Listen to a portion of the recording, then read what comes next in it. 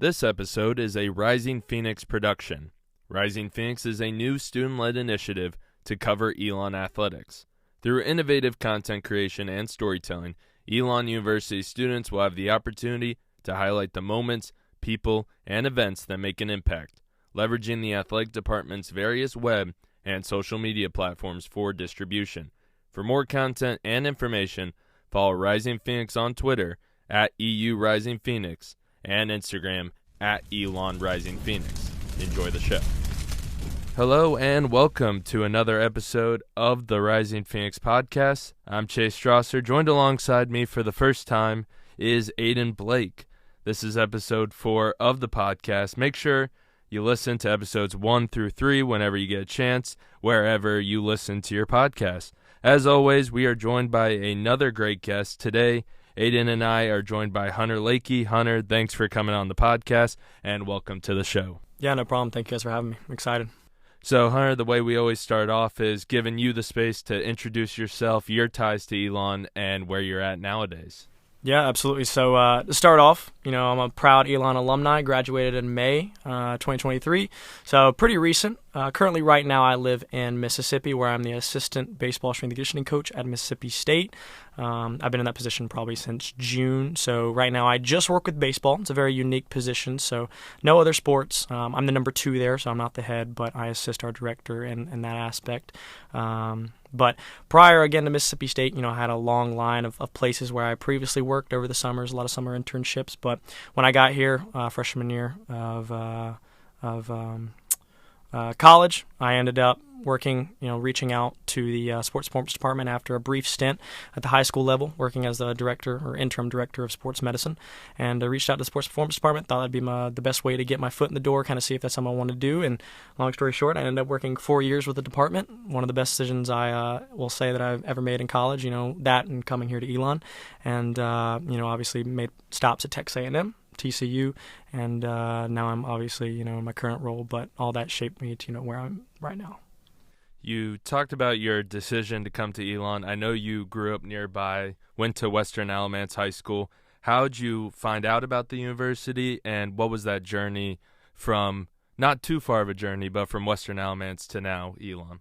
Yeah, so growing up in Elon, Elon, Burlington area, Elon's always on your radar. It's always there. I'd go, on campus to play pickup with some of my friends sometimes. But the funny thing was, besides maybe like the typical prom pictures, I never really toured Elon's campus. So growing up, being a senior, the last place I felt like I wanted to be was, 10 minutes away from home at Elon. So it's kind of one of those things that my parents actually had to do some pretty hard convincing to at least have me take a tour here.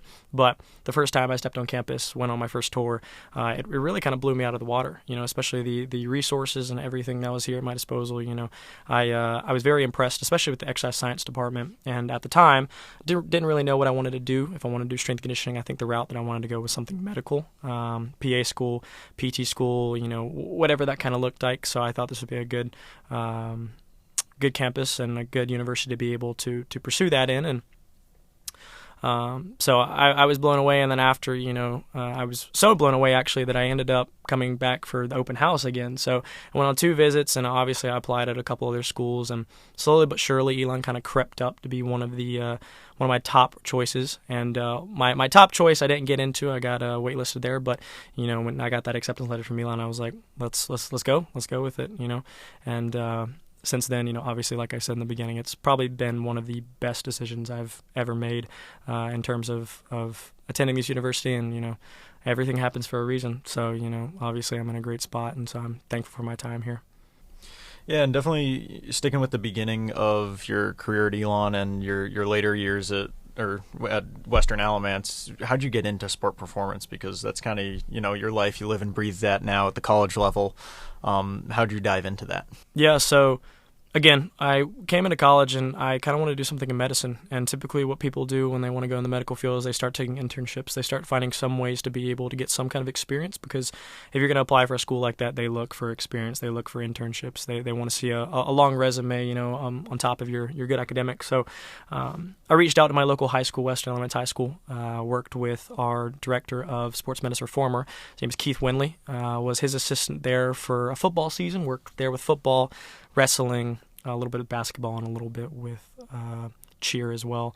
So that was kind of my first take on sports, working in the realm of sports. And I got a little bit of a taste there with strength conditioning, and obviously I had a background in my own training, playing baseball growing up. It was one of those things where I tried to have a good background and try to develop myself, not just for my baseball game, but, I was kind of a scrawny kid, so trying to get in the weight room and lift a little bit. So still probably am a little scrawny, could use a little more pounds, but kind of started out that route.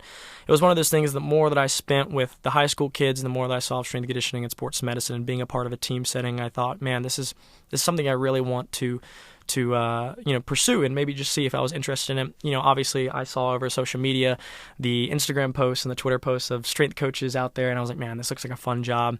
And, I obviously reached out here, like I said in the beginning, to Nick DeMarco, who's the current director, and said, hey, can I just come in, shadow? I'll even mop the floors if you just let me, see a couple sessions. And he was super inviting, brought me in, and it was definitely not what I was expecting, but it was actually ended up turning out to be better than what I expected. So, like I said, started there and was an intern there for a couple years and ended up being an undergraduate assistant, where I wasn't on the payroll, wasn't getting any kind of that, but I was able to have the autonomy to coach my own teams there. When our directors were out or maybe we were switching in between positions, I was really fortunate to be able to lead the baseball team here, lacrosse team. I got to go travel on the road and be my own coach with the football team a couple occasions, so that was a great experience. But that's kind of how I started out in sports performance, and I, truly it's just by luck. People start off and they want to, figure out what they want to do, and it was truly something where the first thing that I found, I was like, man, this seems like it. So, you mentioned you completed a number of internships during your time at Elon, including with the Elon athletics department. What did you take away from those internships? What are some of the moments that stuck out to you, and what do you see as kind of the value of having so many of those opportunities while you were in school? Yeah. So, like you said, I took a lot of different opportunities. Elon was the big one for 4 years. That was the biggest one. Also got the opportunity to work at Texas A&M part-time as working just with their football department. So it was me and 3 other dudes working part-time with strength and conditioning. So that was an unbelievable experience. That was one of my more recent experiences. And then previously before that, my first off-site internship away from Elon was at TCU with the baseball and football department there. And that's kind of what really kind of set my sights mainly for baseball, but also and realize, hey, there are other great opportunities out there, great coaches. I want to learn from some great coaches. So being able to go to those places, number one, pack up all your things and move across the country. That's the first thing. We all kind of had to do it, especially you guys. And, being local, I didn't really have to do that, but it's an interesting experience being able to move for the summer or a couple months, and obviously having that experience of being in unfamiliar territory and finding everything back around, and obviously being a part of a new team is always a challenge. When I was working at Elon and I already had a relationship with the guys, and now I'm at TCU or Texas A&M, and these guys don't know me from Adam, and so now I got to build some trust there. So it's always a challenge when you get in there, but ideally, going to different places, number one, shows you that there's other ways to skin a cat with training. There's not just one way to train. Everybody has their own kind of thing they do, and to an extent, most things work as well as it's done right. So it kind of broadened my horizons. Realized that it's like, Elon does a great job of it, but there's other avenues out there as well. Yeah, and we'll definitely dive later into the podcast, about the books that you've worked on, and anything that you're working on in future. But you started with Texas A&M football, and then you moved to baseball with TCU. How different is that? Because baseball and football are just two very different sports. One, you're trying to hit another guy, and the other trying to hit a little white ball. So how, on the world of strength performance, how different is that? Yeah, that's a big difference. I'm thankful because at TCU I was there mainly for baseball, but I got some experience with football. So obviously in football, Elon as well, but football's a physical game. It's one of those things where you got to get guys bigger, because obviously, like you said, they're hitting each other.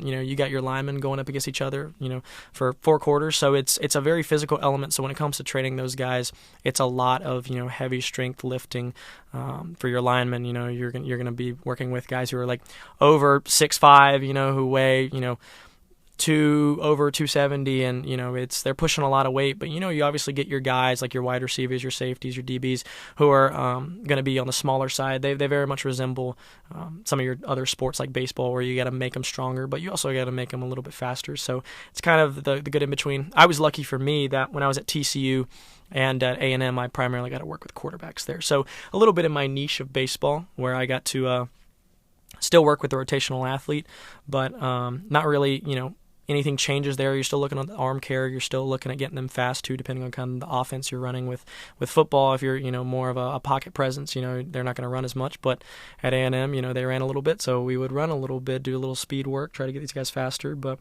it's contrary to popular belief, you have to obviously get those guys prepared for contact, but when you're looking at QBs and, baseball players, it's not so different after all. I mean, you're both really focusing on the shoulder emphasis, making sure their arms are prepared and ready for the sport, as well as making sure, they're fast and agile because, obviously your right fielder chasing the ball down in the gap, he's going to have to be on his high horse to be able to get out there, and, the faster we can get him, the faster we can get that ball in.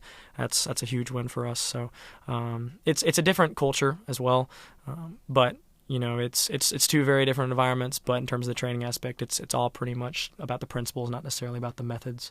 So, like you said, you've worked with a variety of sports, baseball, football. I'm always going to mention a lacrosse reference when I hear it.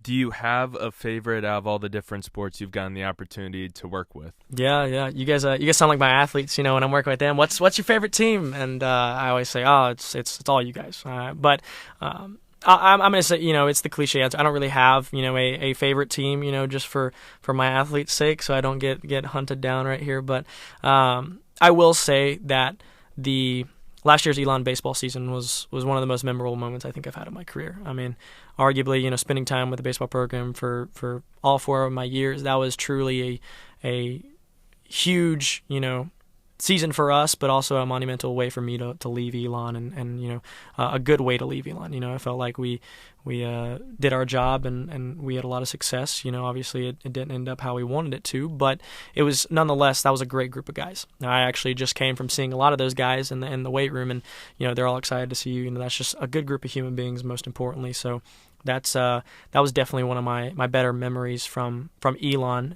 in my 4 years there. But also Texas A&M, and when you get the chance to go to a big school like A&M or TCU and see all their facilities, to work with a higher level caliber of athlete, I mean, it's insane. I mean, Texas A&M, besides the athletes, I even got to hold Johnny Manziel's Heisman Trophy, take a couple pictures there, which was pretty solid. There's not every school that has just a Heisman trophy laying around, so it's definitely something where you get some perks if you go to those places, not mentioning the sick gear that they get, so that's just another perk. But definitely, my time at A&M was something that I always treasure and always look back at, because there's not many programs out there that have the kind of facilities like they do. So it was truly, a big part of my experience, especially in college and strength and conditioning, that I'll take with me. Yeah, and back to Elon, you worked with baseball specifically, you worked under Hunter Bell for a period of time, where he's now at Arkansas with the Razorbacks. And then you worked under Andrew Benham for a period of time, and he's now with UVA with a couple ex-Elon guys, Savino and a couple other guys out there. So what was the value, and now yourself working at Mississippi State, what's the value of working under these guys that have gone on, used Elon as a stepping stone per se, but working under them for 4 years, what's the value that you've received from their knowledge and experience?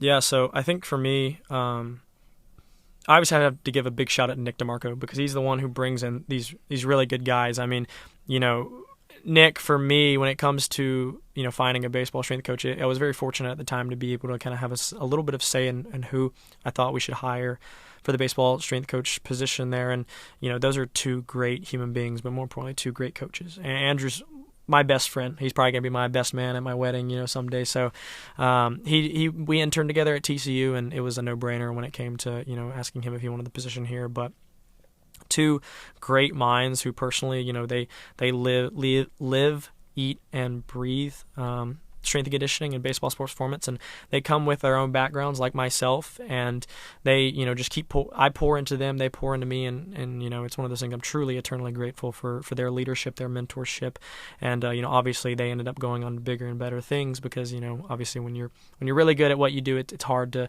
keep people, right, especially at a school like Elon. But Nick DeMarco gives these guys the stepping stone to be able to try out things, learn from things, and be their own person. And I'm truly a better coach because of them. And it was truly a life-changing experience for me working under Hunter Bell, and obviously having my best friend on staff for my last year at Elon was a highlight, and I learned a ton from him. And we always call, every other week and just chat about performance and throw things off each other's brains. I mean, that's the thing between super high-level guys, they're always trying to get better. The program's never perfect. It's trying to be perfect, but it never is, it seems like. So yeah, and hopefully one day we'll see a Lakey Benham matchup in maybe like College World Series, something like that. A little Mississippi State UVA action. I hope so. I really do. I'd like to see that. That'd be something. The trash talk would be unreal. I know you two too well, but that trash talk would be something else. Oh, it'd be something else. So yeah, absolutely, I could see that down the road. Even if it's if I'm not there at Mississippi State, he's still going to do really good things at UVA, and wherever I end up, I can definitely see that matchup happening.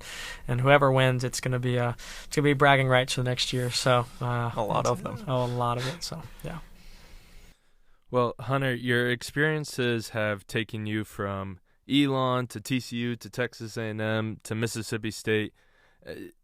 What was the mindset like, or I guess the experience of having, you mentioned briefly having to move from Elon to Texas and just kind of having to pick everything up and move to a completely different place, and now in Mississippi while you're trying to start your career and get all these things going. So just explain that experience to me and what you've had to learn over the last couple of years.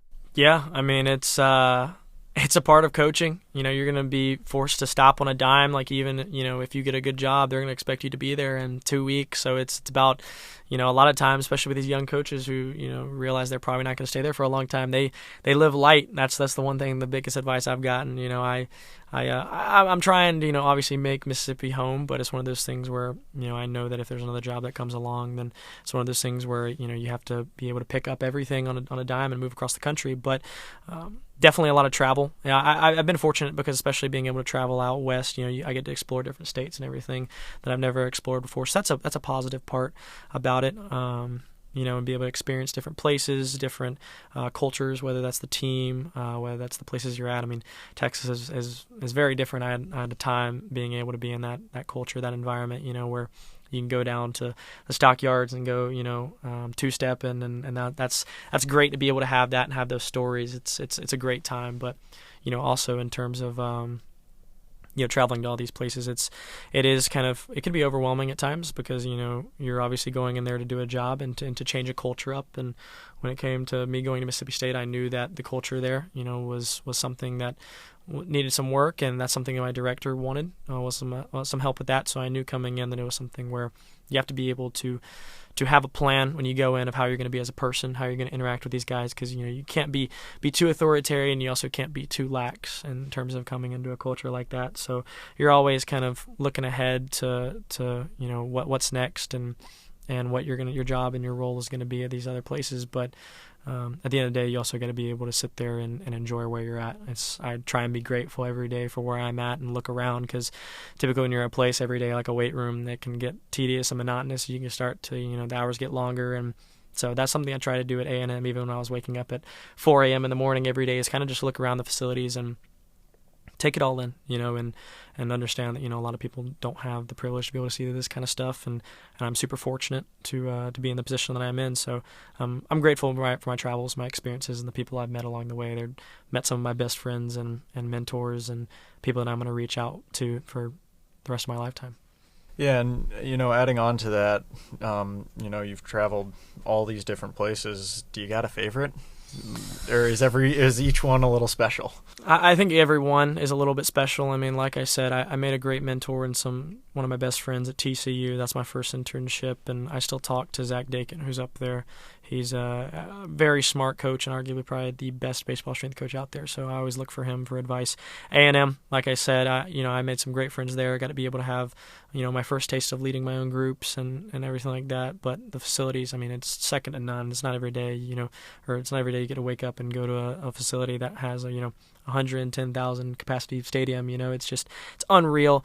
And then obviously, if my athletes are listening, Mississippi State, it's got to be probably one of my favorites. But since I'm there right now, Starkville's great. I love the baseball facilities there. It's second to none. We have one of the best stadiums in college baseball, and I'm excited for the season when it ramps up. I've heard really good things. I mean, even last year when we played Ole Miss, we had about 16,000 fans in that stadium. I mean, broke a record, I think. Right? Absolutely. Yeah. It was the most attended game in NCAA history for baseball, and it's really funny because you walk in the stadium and they have our attendance record, and I think out of the top 25 we hold 22 of them. So it's baseball is different down there. They love their baseball. So I'm excited to be able to spend a season, and go to those games and be on the dugout for that kind of environment. And even in fall ball, truly unreal. It's electric. So only thing I wish about Texas A&M is I wish I was able to go to a game down there, because it kind of got short because I had to come back for my senior year. So, but I had a great time that summer, and I was cheering on the boys from my TV at home. Yeah, and adding on top of that, I've worked with you on a personal end from content creation and whatnot,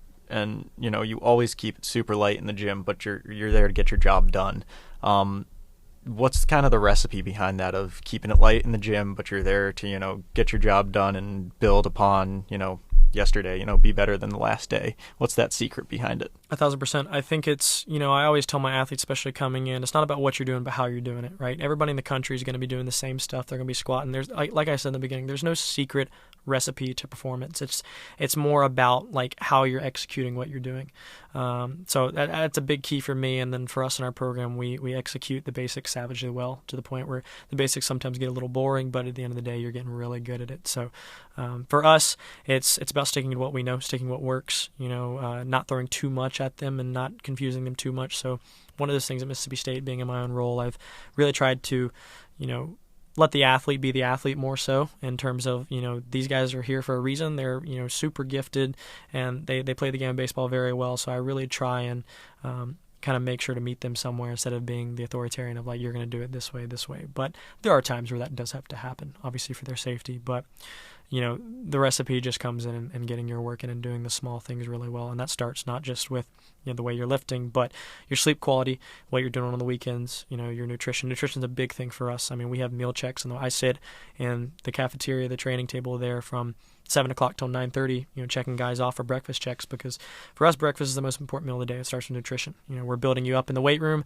we're breaking you down in the weight room so that then we can build you up with your nutrition, your habits outside. So that's something we really preach with our guys, and kind of a big X factor for us. And a lot of really successful teams, especially LSU last year, that was their big X factor was nutrition and, quality training. So really for me, and seeing that, it's definitely, harping back to, the basics. Do you have maybe a lesson or a moment throughout your different experiences that sticks out to you? I know you mentioned kind of the pack and light aspect of having to move, but when it comes to specifically sport performance and your career, is there maybe a tagline or something that sticks out to you?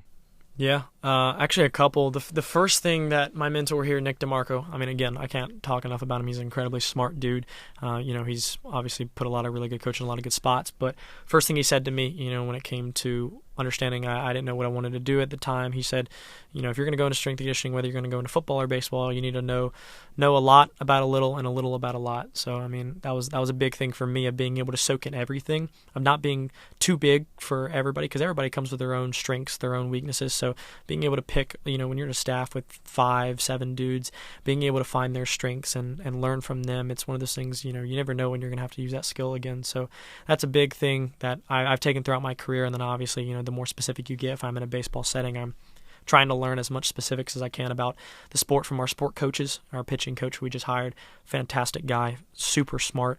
I'm trying to learn a ton from him. Even though it's not necessarily my niche, the best way I can bridge that gap from the weight room to pitching is a big thing for us, kind of getting that sync in our players' minds of what they should be feeling necessarily out on the mound, but also how can we use that to let them feel more powerful, more confident in the weight room. So that's a big key. And I think another thing for me was my mentor at TCU. Like I said, incredibly smart guy. He's trained some of the best baseball strength and conditioning coaches. Myself, Andrew, the former LSU baseball strength coach, Hunter Bell. A long list. And he said, if you're not coaching it, you're allowing it. So at the end of the day, what are you allowing in your program? Are you just kind of sitting there and just letting them kind of go through the motions, or are you trying to execute everything savagely well to perfection? Or do you want your team to be the most intentional team in the country? You have to coach them up on that. If you see something, don't let it slide. Be peculiar, be particular about your program, and obviously, it won't be perfect, but if you can get it as close as you can to perfect, then you're in a pretty good spot. Yeah, and you coming back to Elon again, you worked with baseball for 4 years. What's your best baseball story? Funny, maybe like road trips. What's your most wholesome Elon baseball memory, I guess? Oh man, my most wholesome Elon experience. Oh, that's a good one. Gosh. Oh, this is a funny one. So, we were slated to play. I think it was Northeastern, I think. We were slated to play Northeastern, and this was in the Hunter Bell era. So this was me and Hunter Bell, and we had a lift for our position guys that morning before we hit the plane. And so it turns out there was actually a power outage on campus the night before. So the guys get to the facility there, and all they're like, they dressed really light, because they were going to change their workout clothes in the locker room.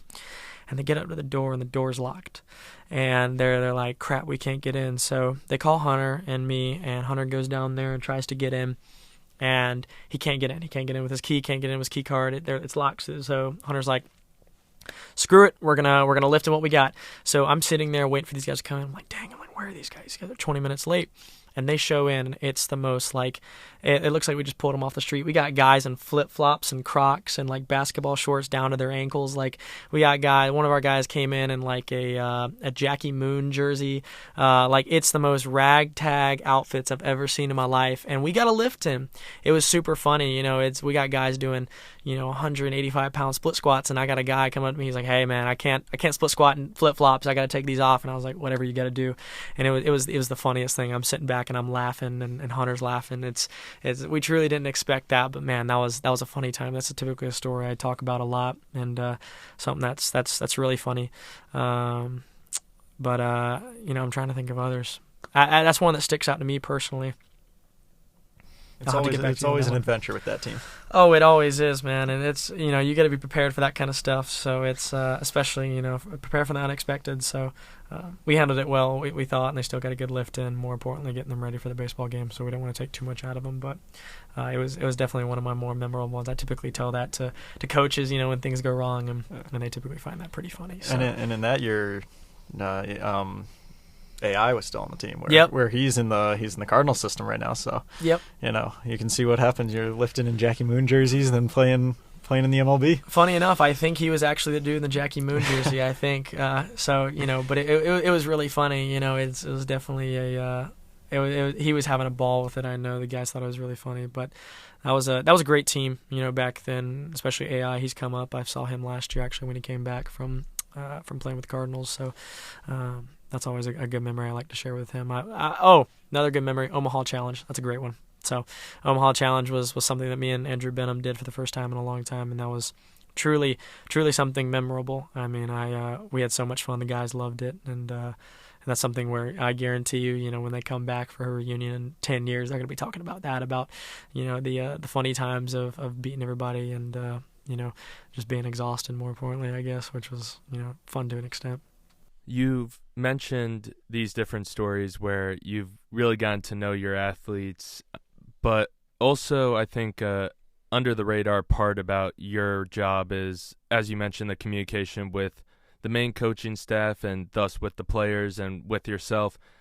How does that all work, and how do you all work together to go out there and have a good day on the field? Yeah, so I mean, I think a big thing is being transparent, having a good line of communication between your baseball coaches, your ATs. I mean, knowing when a guy's a little fatigued for the day. I mean, we're really good with that at Mississippi State, I think, because we do have our meetings at the beginning of the week. Our ATs super on top of injuries and fatigue, and we get an email. I just got an email this morning daily about injuries, guys who are feeling sore. So it's one of those things where it's a clear line of communication. I obviously see it in the morning, so it's one of those things I can start to plan ahead for the guy in the coming part of the day. So our coaches get the email as well. So also, they know as well, so to lighten up practice if we need to, obviously take off in the weight room to give them other modalities. So I think for us, it's one of those things where, especially at Mississippi State, where you have such high-level players, it's more so about having them available. Because, if you don't have these high-level baseball guys available, then, what are you doing, right?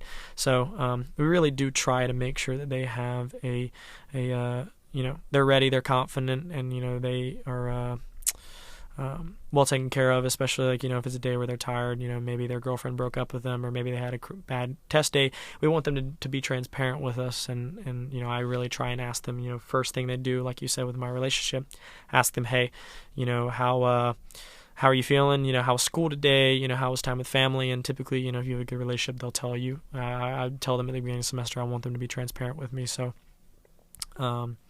it's truly a team effort, and obviously we're trying to keep them healthy on our end, because when we get in season, the main emphasis is the sport, right? So we're still going to lift them, they're still going to get stronger, still going to get faster, but we're giving them less volume and a little higher intensities to make sure they're not going to be sore or ill prepared for the game the next weekend or the next day.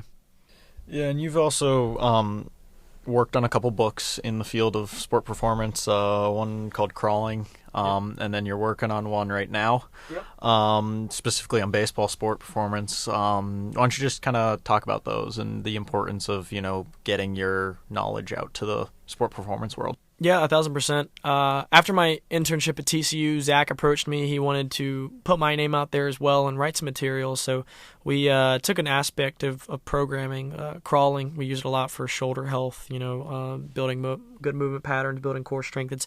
It's a staple that we use, not necessarily within the big lift, but kind of in our warm-ups, just kind of like make sure guys are ready, and especially when they first come in, kind of prepare them with some body weight stuff, and then move on from there. So got the opportunity to be able to write that, and that was a great experience, kind of got my foot in the door in terms of performance. It's totally free, so we wanted to make something where anybody could access it, whether you're a high school coach, whether you're a baseball dad, football dad, doesn't matter. It's not specific just to baseball, but it's usable for anybody. So we want to make some free content out there for athletes, and it was truly a great time, and kind of opened my eyes in terms of what I wanted to do. I had such a great time writing that I wanted to end up writing more. I knew it was something that I want to release more books in the future, so stay tuned to that. Me and Andrew, actually, funny enough, we're trying to get a book out here. It's going to be another free one, so we want to talk about speed training, how that relates to baseball performance, because that's something that I get a lot of questions about. A lot of coaches end up calling me, asking me how we end up planning for our speed stuff, how we get guys faster, how we use speed training to develop power. And so that's going to be something that's going to come out here in the future. We're trying to get it out by the end of the year. So we'll see if that happens, but stay tuned. And then obviously me and him want to create something a little more hefty.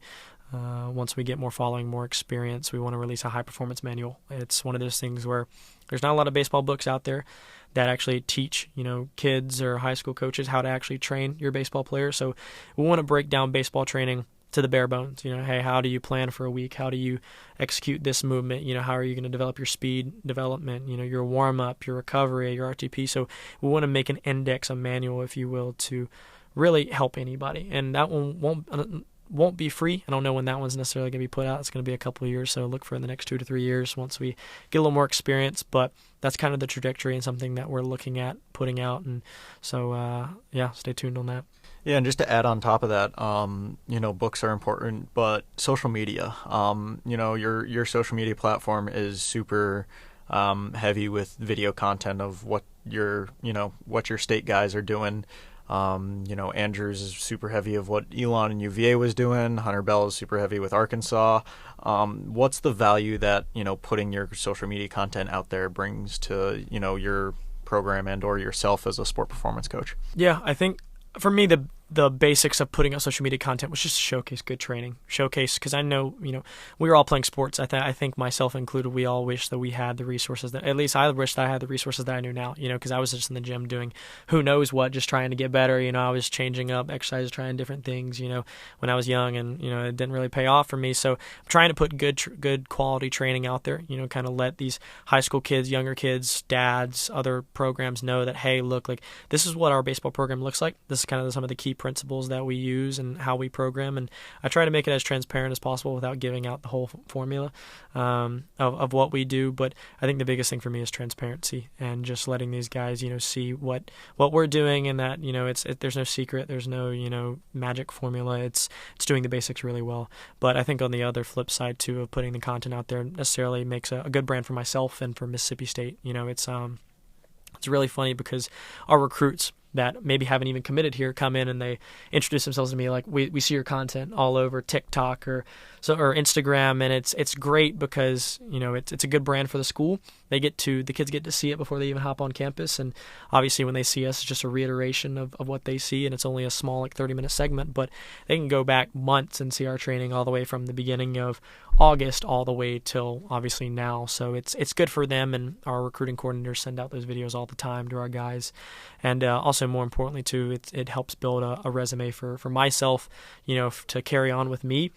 And I think that's something that's very undervalued, and that's actually how I ended up actually getting my Mississippi State job. Is I posted content with Andrew at UVA, or Andrew is now at UVA with Elon last year, and I put out a posting back in December looking for jobs. I said, hey, this is my resume, this is the experience that I've had. I opened it out to the world, made a nice little graphic on Canva and put it out, and I was overwhelmed with the calls, the emails, the text of people interested in wanting to hire me, whether that be full-time, part-time, GA, and that's ultimately how I ended up getting my role at Mississippi State, is actually through social media. So it's one of those things, once that happened, I was like, this is a gold mine. I mean, nobody's really doing this, so I've really tried to stick with that and be consistent with it, even the high and lows, but I think I found a good formula right now for success. So we're going to see about it, and I'm going to keep posting and trying to educate people. And so, it's personally fun for me, it gets easier. So, so that's it.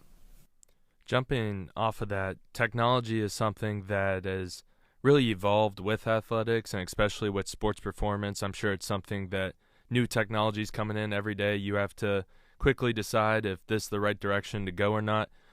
Over even the last few years that you've been in the business, what kind of technology have you seen, and how have you had to adapt your own strategies and own beliefs about sports performance? Yeah, I mean, definitely, strength and conditioning is a very, very young field, especially sports performance. I mean, it was made about 50 years ago, so we're still learning, we're still adapting, especially in this technological age. We're trying to find equipment and things that are going to take us to the next level. I mean, the biggest thing I think for us is right now at Elon last year, we ended up partnering with a team called Team Builder, and that means the athletes get their workouts on their own iPad in the weight room. So it's one of those things, you don't have to print out a card. You can end up changing stuff from your computer. The athletes can get it on their phones when they're at home. So that's, the field, every big performance facility you're going to, every big institution has iPads, it seems now, with the workout on there with some kind of velocity reading metric, which basically is like a camera or a string that attaches to the bar that basically show guys, one, how fast they're moving the bar to chase some power aspect, but surprisingly enough, we also use it for readiness too. So a lot of our starting pitchers will end up using the velocity stuff, because you could prescribe these guys a percentage of, hey, you're going to do 70% today, but like I said, they could have had a bad day sleeping, they could have had a tough test they studied for. So for us, it's a great way to be able to see what they're capable of that day. So maybe their velocity isn't as high as it might have been for their true 1 rep max, and we can tone it down. Hey, let's tone it down for what you got today. We don't need to push you too hard. We don't want to get you injured. So the field truly is transitioning more to a more technological sports science realm, and I find myself actually, wherever I go, talking to sports scientists, understanding, where they're coming from, and there's a lot of really, really smart dudes out there who are using a lot of coding, a lot of R, Python to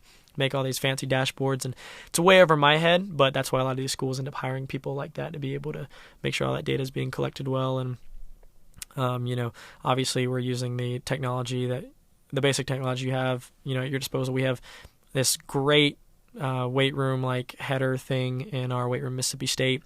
We use that to throw up our guys' training maxes, vertical jumps, speed. So it's the simple things, but guys walk in and they see, oh, hey, I'm top 3 on the leaderboard. Like, guys are competing with each other. They go out into workouts. It's not just coming in and checking a box. It's I'm coming for that top 3 spot, because we put their picture up there. We put them playing the game. We put their their jump or their sprint, and guys end up getting competitive. They compete for a living at these universities, and they want to do that for a lifetime. So giving them the opportunity to use it. Even the basics, like just having a TV there is super, important, and it's kind of undervalued, because I know a lot of special things out there get put to the forefront. They're like, oh, we have this new tech, or this thing's going to change the field. Where it's like, well, just add a little bit of spice, a little competition there, and you're gonna be amazed at how much guys end up, pushing the ceiling on that. But I think another big thing for us in terms of technology was we've been messing around. The athlete engineering department at Mississippi State is great. They brought with us some great baseball training tools that have been used like as prototypes for organizations like the Mets or the Royals or the Dodgers. So we've been using some prototype tech with our guys. It's actually meant for rock climbers. So we've been using that to test peak rotational power and load, and it's we're going to see what that data ends up equating out to, but we're kind of just, again, trying to figure out equipment, see if it works, see what data is collectible, and sometimes you have too much, but it's just kind of figuring out what fits and what doesn't. Yeah, and one last question for myself to you is, you go through this whole winter season, whole spring or whole fall ball, you're in the gym with them, and then you're in the dugout watching them succeed. How much gratitude do you get from the guys, and how much how do you feel when you see the product out on the field performing at the peak ability?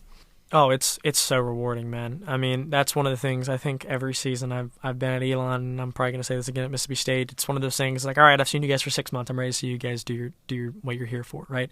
You get in this profession to help people, to be a resource for somebody. And for me, I'm trying to teach these guys why they're doing stuff. I don't want it to be necessarily just an investment while they're here. I'm trying to invest in them for years to come. And I think it's super special. You put in all these work with these guys, you get super close with these guys, and being able to see them go out there and do what they love is something special. It's like a proud dad moment almost, if you will, because you get so close with these guys. I mean, we spend more time with these guys than the head coach. I mean, it's between us, the second biggest hire in a coaching staff is a strength coach, because we spend almost as much time as the head coach does with them. So it's truly special to see. And, obviously you have your ups and downs, and, it's just one of those things, keeping their head on a swivel and making sure, especially in season, letting them know that, to have fun, to relax, to be able to get out of their head a little bit. So we're a little less lenient kind of when you get in season, in terms of like making sure that these guys aren't in their head as much, not, obviously, conditioning them or really pushing them when they're down. So I think for us, it's, more so the human element when it comes to having them in season and seeing everything that really truly does come out, outside of the training aspect.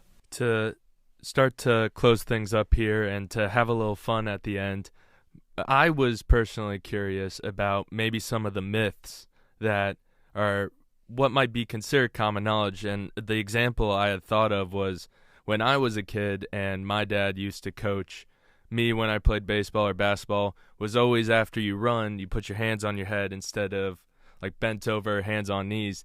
So I just wanted to know if there was any myths that you would like to debunk right now as your own little version of Mythbusters. 100%. That's actually a really good one. I get asked that one all the time. I see that thread come on Twitter all the time. There's a picture out there of Michael Jordan with his hands on his knees recovering, and everybody's like, these, you get these older coaches that are like, oh, he should have been, hands up. I was like, well, he's the best basketball player in the world. I mean, like in history, obviously, but no, actually the hands on knees is actually the best recovery position, if you want the honest truth. Like it's one of those things where if you want to be able to recover and be able to supply your body with some oxygen, that's actually the best position, because your rib cage is down. If you have your hands above your head, your rib cage is exposed, and you don't have enough room for your lungs to be able to expand like you do when you're kind of in the shrunk down position. So that's something the sport coaches love to see it. It's toughness. You want your guys not to look tired. So I get it. We preach it sometimes, especially when we do some really tough conditioning this past summer of staying tall, more so a mental thing, but I do get it. Another one, I'm going to say this probably twice. Running poles after baseball is not the best recovery. I'm going to say it again. Running poles is not the best recovery. So for the dads out there, well, probably, but anyways, if anybody is listening and is going to end up running their kids, have their kids run poles after they throw, don't do that. Let them go home, let them rest, let them sleep, let them recover. The next day for us, we don't do any kind of cardio the day after they, or the day that they throw. They throw. They do their stem, their hot bath stuff with the AT. They come in the next day and they do about 5 minutes of cardio on a bike, and then they end up doing about 30 minutes of recovery, like mobility, stuff like that, open them back up, because at the end of the day, running isn't going to be able to get your arm back from that lack of range of motion from just throwing 70 to 100 pitches, 7 innings. That's your poles aren't going to do anything for that. So we do a lot of mobility with our guys the next day, and we the past couple of programs I've been to, that's not what we do after a game. So take it from us, we do not run poles. So that's kind of sad, because I've ran my fair share of poles in life. Oh, you and me both, man. You and me both. After a good old 20-0 loss or something like that, you just go out and run a couple poles. One of those where the coaches run until I remember. Yep. I mean, dude, I can't tell you how many. Like, I'd be in the winter months and we'd be like, oh, we got to condition our guys. We got to run poles, make sure you guys are going to be healthy, and be able to sustain the game. And it's like, no, if you want them to sustain the game, just have them throw more, because let's be real, nothing's going to match the demands of pitching. Like, if you want them to throw 70 pitches, you got to train them to throw 70 pitches in practice. So, that's a big one that I get all the time and I see everywhere. I mean, it just ends up being a whole mess, because then your guys get off the field and they're tired. Then you're not getting anything out of it, because then they're still going to be tied up here in the shoulder, and they're going to lose that range of motion, and that usually causes problems throughout a long season, especially if you're throwing a lot. So it's a big one. And then obviously lifting at a younger age does not stunt growth. Everybody says that.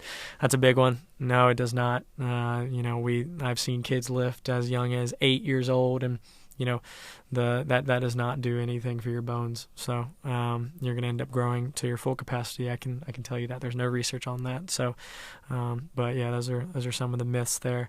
Oh, knees over toes. You can absolutely squat with your knees over toes. Don't listen to the people that say, keep your knees behind your toes. Squat with your knees over toes. You'll be fine. It's not going to lead to knee pain or anything like that. So that's a couple of myths that I have right there. So hopefully we cleared some up right there. Help somebody out. Helped a kid out there from running poles in January. So yeah, he's going to bring this podcast to his coach now and be like, "Hey, coach, I'm not running poles." And yeah, then he's going to end up running more. I was about to say, I don't care what this guy said, but no, we don't do that at Mississippi State. I can tell you that. So if you want it done from us, we definitely don't do that. So I don't know about the other programs, but that's personally what we don't do. So. Yeah, and just to kind of wrap it up finally, where do you see yourself in 5, 10, 15, 20 years? You just graduated college, and now you're at a top baseball program. Where do you see yourself staying at Mississippi State for a long time? Becoming head of strength at Mississippi State, or do you see yourself going hopefully one day to the MLB or something like that? Yeah, I mean, I always get asked this question on job interviews. It's always one that people are just curious to know, and I've had my fair share of lying of what I wanted to do, and frankly, it's one of those things. This field is so unpredictable that it's hard to say. I mean, one moment, next year I could be in football for all I know. It's about, for me personally, when the best opportunity is going to come along. Not just for myself and being able to grow myself as a coach, because I obviously want to be better. I know I'm definitely not the smartest guy in the room, and I want to be able to learn. I want to grow. So I think for me, finding the best position wherever that may be is my next big priority. Whether that's me being at Mississippi State, whether that's me taking over the reins. I'd love to take over the reins there, or ending up somewhere else. I'm excited to see where life takes me. I really don't know. I'm also trying to balance the human side of myself. I want to be able to be a good father, a good family man. At some point in my career, I realized that strength and conditioning, that's when I get older, and I've heard this from coaches, don't be look back and say I should have been with my family more, like spend time with them. So it's one of those things where if I have the privilege to I want to be in a good position where I can be a good human being for my athletes, for the people that I work with, and also for the family that I end up having, and my wife, when I end up settling down. And so I think for me the biggest thing of just being a good human being is the biggest thing that I'm chasing in the next 10 to 15 years, and wherever that may be, I know that I'm going to give everything that I have in me to be able to provide the athletes and my family with the best possible product that I can, whether that's at Mississippi State, whether that's at Elon, whether that's all the way even in Alaska. I'm not necessarily going to live in Alaska, but you get the point. I kind of just want to leave a good impact, want to leave a good impression, within the field and also within myself and looking back on my life. Well, Hunter, thank you for joining us on today's episode of the Rising Phoenix podcast. Before we go, I just want to give you the opportunity, whether it's your books that are already out or those that are upcoming, or your social media pages, give you a time to plug those things and share where the people can find you. Yeah, you can find me on Instagram, Twitter, LinkedIn, Facebook. You can find me Lakey Hunter. That's usually the tag. You can Google me, and one of those ones will pop up. You can also read more about me at hunterlakey.com. That's a website that I just made. So a little bit more about me, my experiences, some of my products on there as well. And also, while I'm at it, go Dogs. You can follow us on Hail State Baseball, Twitter, Threads. I guess Twitter is now X now, but Instagram. If you want to follow us along with our season, we'll be there. Social media team does an unbelievable job there keeping us up to date, and I also end up posting a lot, my fair share of content with Mississippi State. So you want to see good baseball training, follow us, follow my mentors, Hunter Bell, Andrew Benham, Elon Sports Performance, and Zach Dakin. They put out some really good stuff as well. So I wouldn't be where I am without them, so I'm going to plug them as well. If you are an Elon athlete, coach, or alumni interested in being featured on future episodes of the Rising Phoenix podcast, contact Jacob Kissamore at jkissamore@elon.edu.